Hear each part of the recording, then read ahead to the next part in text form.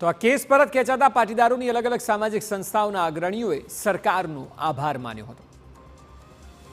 આમ તો શરૂઆતથી જ આ કેસ થયા પછી વડોદરા ટ્રસ્ટ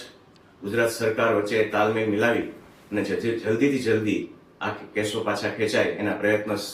હંમેશા કર્યા છે અને આજે એનું પરિણામ મળતા ફરીથી મુખ્યમંત્રીશ્રીનો આભાર માનું છું અને આ બધા દીકરા દીકરીઓને ખૂબ રાહત મળશે। એ કેસના કારણે પાટીદાર યુવાનો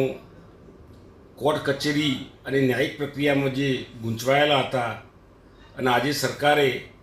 સ્ટેપ બાય સ્ટેપ જે કેસો પરત લીધા છે એ પગલું ખરેખર સરાહનીય છે અને એનાથી પાટીદાર સમાજના યુવાનોનો પણ રાહત થશે।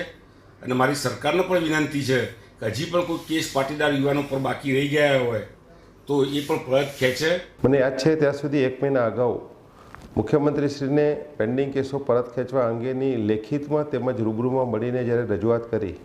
ત્યારે તેમણે વચન આપ્યું હતું કે 1 જ મહિનાની અંદર આનો નિર્ણય લઈને કેસો પરત ખેંચવામાં આવશે। તેમણે તાત્કાલિક તેમના સેક્રેટરીને પણ સૂચના આપી અને જેટલા બી પેન્ડિંગ કેસો હોય તેનું લિસ્ટ બનાવવાની પણ એમને સૂચના આપી અને આજે આનંદ સાથે કહી શકું કે 1 મહિનાની અંદર એમણે કયા પ્રમાણે આજે તમામ કેસો જે કંઈ પેન્ડિંગ છે તે પરત ખેંચવાની સાહેબે જાહેરાત કરી અને એમને એમના કમિટમેન્ટને એક સરળતાથી પ્રતિભાવ આપ્યો છે।